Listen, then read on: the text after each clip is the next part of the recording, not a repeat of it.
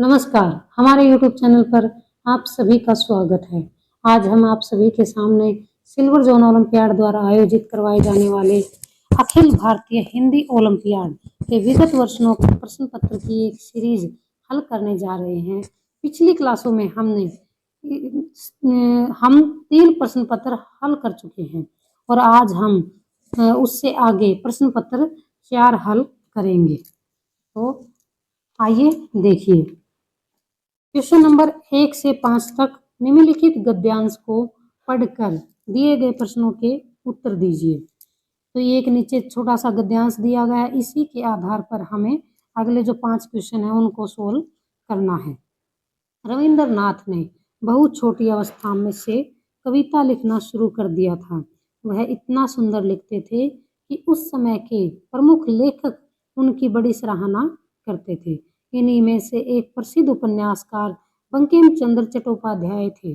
एक बार उन्होंने अपने गले से फूलों की माला उतार कर रविंद्रनाथ को पहना दी थी और कहा था कि यह माला रविंद्रनाथ को अधिक शोभा देती है, जो कि चढ़ते हुए सूरज के समान है। जिस समय की यह घटना है उस समय रविंद्रनाथ बालक ही थे। तो इसी गद्यांश के आधार पर हम क्वेश्चनों को भी हल करेंगे। रविंद्रनाथ ने बहुत छोटी अवस्था से क्या लिखना शुरू कर दिया था। तो जैसा कि इस जो गद्यांश की शुरुआत की लाइन में ही लिख रखा है कि रविंद्रनाथ ने छोटी अवस्था से ही कविता लिखना शुरू कर दिया था। तो इसका आंसर आएगा कविता लिखना शुरू कर दिया था। रविंद्रनाथ की सराहना कौन करते थे? रविंद्रनाथ की सराहना वो इतना सुंदर लिखते थे कि उस समय के जो प्रसिद्ध उपन्यासकार, प्रसिद्ध लेखक थे, वो भी उसकी सराहना करते थे। और कौन थे वो लेखक उपन्यासकार? बंकिम चंद्र चट्टोपाध्याय। तो इसका आंसर आएगा प्रमुख लेखक। उस समय के प्रसिद्ध उपन्यासकार कौन थे? तो ये हमने पिछले क्वेश्चन में भी मैंने ये बताया है कि उस समय के प्रसिद्ध उपन्यासकार बांग्ला उपन्यासकार थे बंकिम चंद्र चट्टोपाध्याय। बंकिम चंद्र चट्टोपाध्याय ने क्या उतार कर रविंद्रनाथ को पहना दी थी? मोतियों की माला, कागज के फूलों की माला, पैसों की माला या इनमें से कोई नहीं।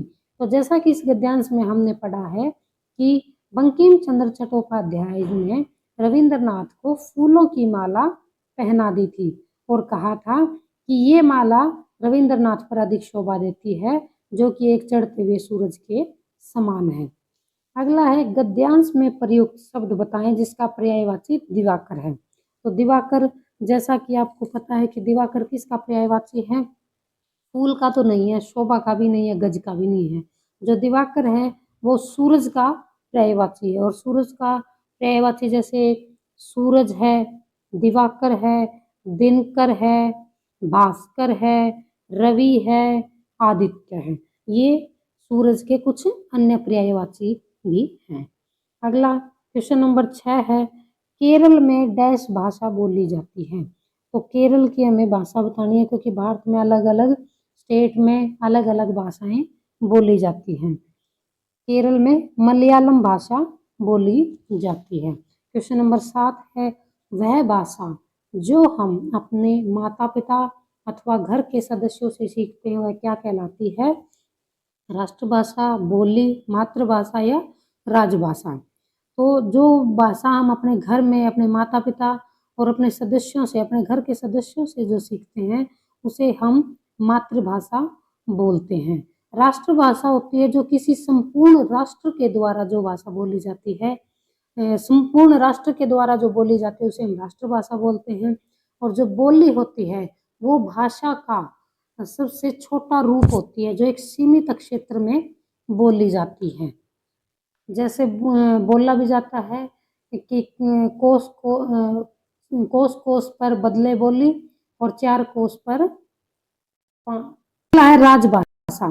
राजभाषा होती है जो किसी देश के या किसी राज्य के जो राज कार्य के लिए जो भाषा प्रयुक्त होती है वो होती है राजभाषा। अगला प्रश्न है, भारत शब्द का वर्ण विच्छेद बताइए। तो भारत जो शब्द है उसका वर्ण विच्छेद मतलब इसको अलग अलग तोड़कर हमें लिखना है। तो भ, आ, रे, ए, पे, ए। तो ये इसका जो ऑप्शन नंबर 6 है वो इसका सही आंसर होगा। इनमें कौन सा सर्वनाम शब्द है? सर्वनाम शब्द वो होते हैं जो संज्ञा के स्थान पर प्रयुक्त होते हैं। तो गंगा है वो एक संज्ञा शब्द है, पढ़ना है वो एक क्रिया शब्द है, सुंदर है वो एक विशेषण शब्द है। लेकिन जो तुम्हारा है, तुम्हारा, ये एक सर्वनाम शब्द है, ये संज्ञा के स्थान पर प्रयुक्त होते हैं। सरदार शब्द का स्त्रीलिंग क्या होगा?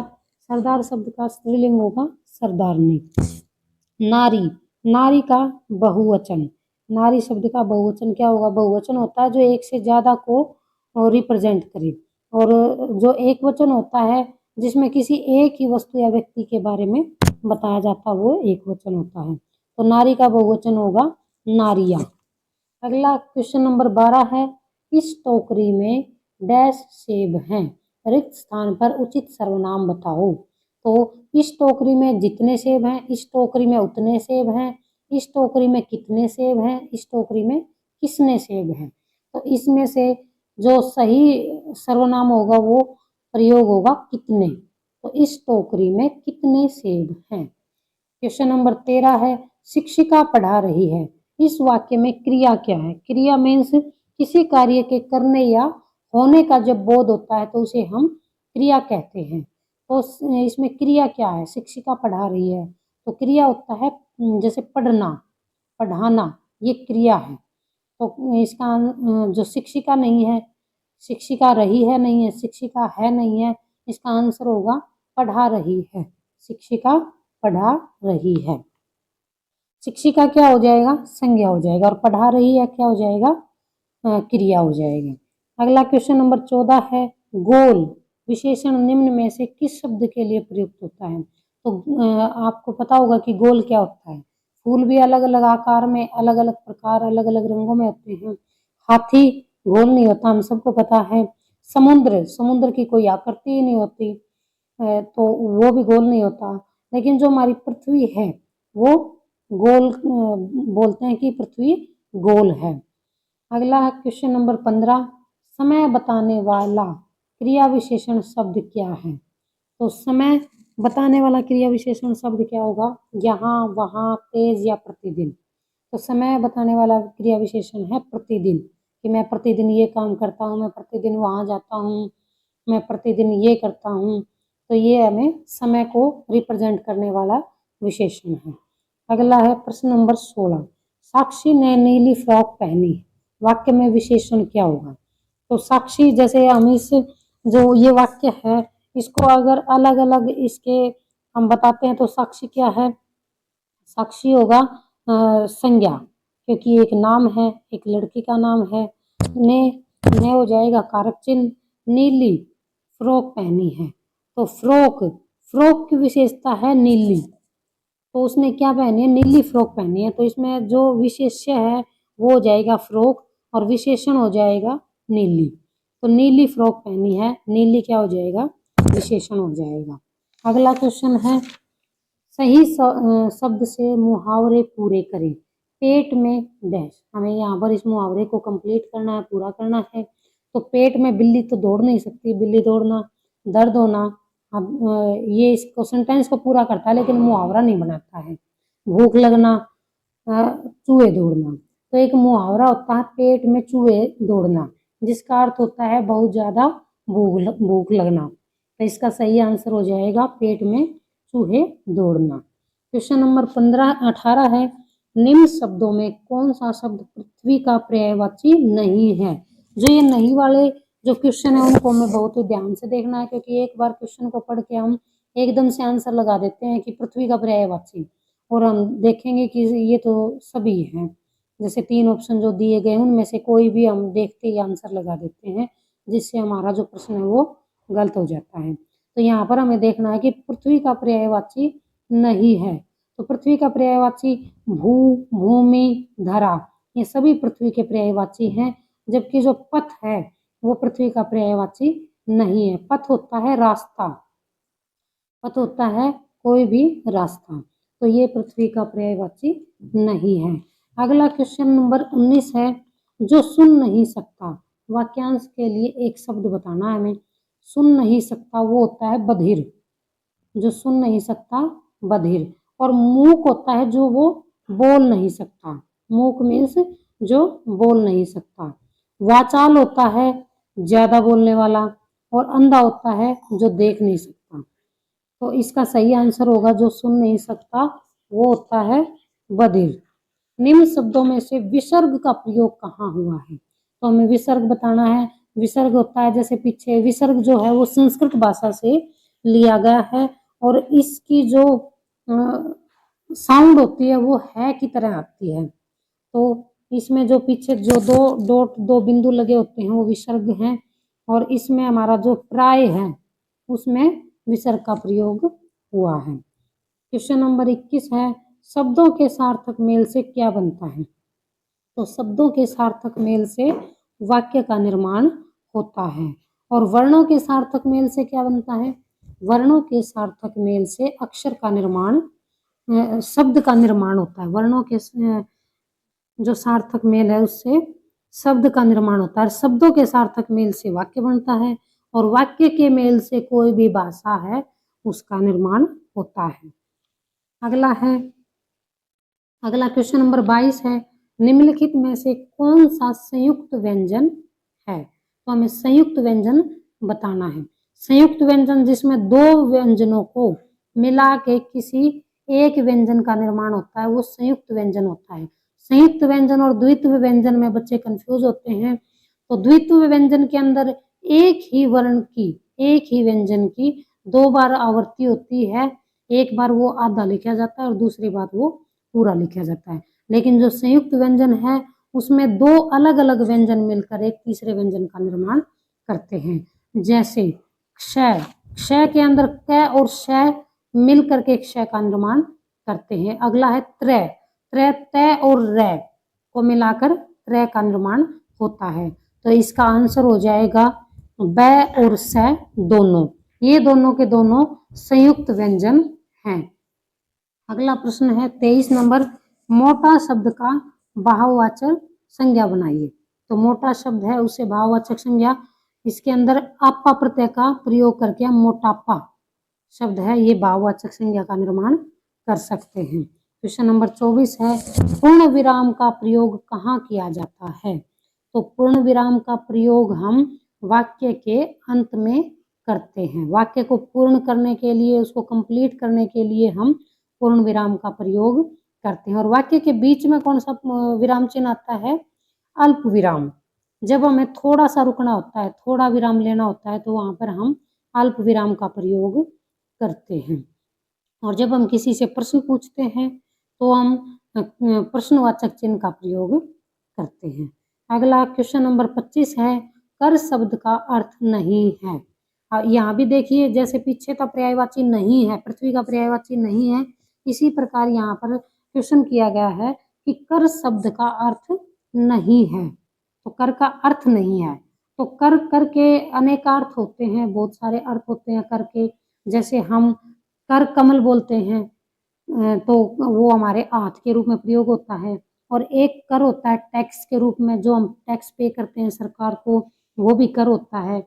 और एक जैसे दिनकर, भास्कर, जो सूर्य की किरणें होती हैं, उनके लिए भी हम कर शब्द का प्रयोग करते हैं। तो इस क्वेश्चन के अनुसार कर शब्द का अर्थ नहीं है, वो है रंग। अगला क्वेश्चन नंबर 26 है, ग्रामीण किसे कहते हैं? ग्रामीण कहते हैं जो गांव में रहने वाला है उसे हम ग्रामीण कहते हैं। और जो चित्र बनाता है उसे हम कहते हैं चित्रकार। और शहर में रहने वाला शहरी।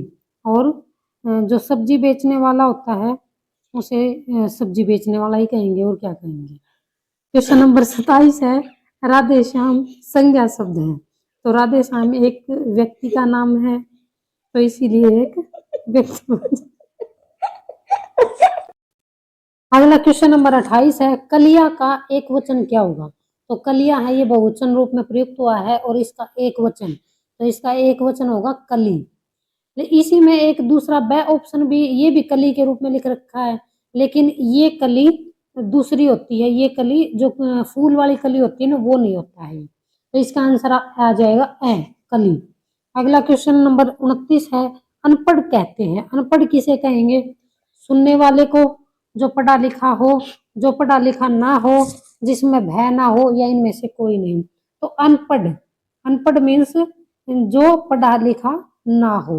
अगला क्वेश्चन नंबर 30 है, लाल के अनेक अर्थी शब्द बताने हैं। जैसे एक शब्द के कई अर्थ निकलते हैं, तो लाल हम और किस किस को बोल सकते हैं, किस किस शब्द, लाल का अर्थ और क्या क्या हो सकता है?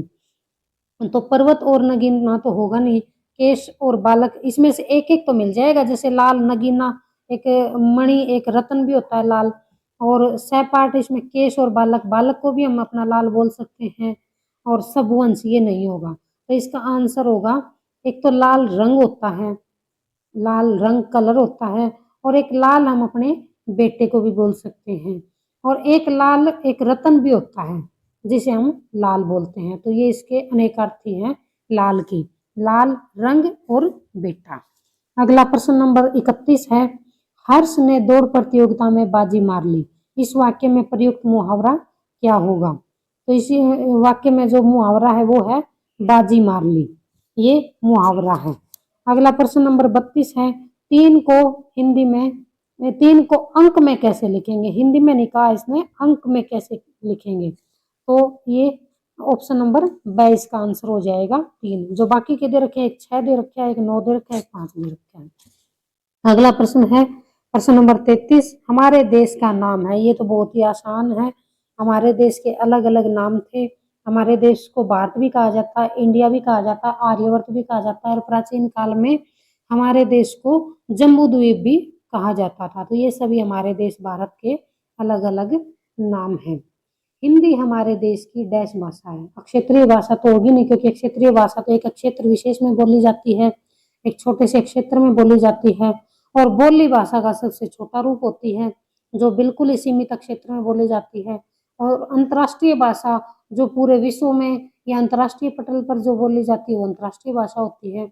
लेकिन हिंदी वो सिर्फ जैसे हमारे देश में बोली जाती है, बोली तो ये बाहर विदेशों में भी जाती है, लेकिन इसने कहा कि हिंदी हमारे देश की राष्ट्रभाषा है। हिंदी हमारे देश के एक संपूर्ण राष्ट्र के द्वारा जो भाषा बोली और सुनी और समझी जाती है वो राष्ट्रभाषा कहलाती है। अगला क्वेश्चन है क्वेश्चन नंबर 35, ए स्वर की मात्रा का प्रयोग किस शब्द में हुआ? तो ये जो ए शब्द की मात्रा का प्रयोग हुआ है वो कैमरा इसमें प्रयुक्त हुआ है।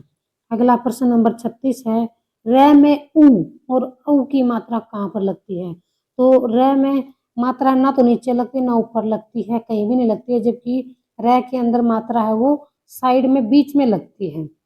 जैसे रुमाल, रूप, रुझान, तो ये इस तरह के हम शब्द देख सकते हैं जिसमें र की मात्रा का प्रयोग, ऊ की मात्रा का प्रयोग किया है र के साथ में। क्वेश्चन नंबर 37 है, टेलीफोन और रेडियो ये माध्यम किस भाषा के अंतर्गत आते हैं? तो भाषा के जैसे हमने 2 रूप पढ़े थे, वैसे तो 3 रूप होते हैं, लिखित, मौखिक और सांकेतिक।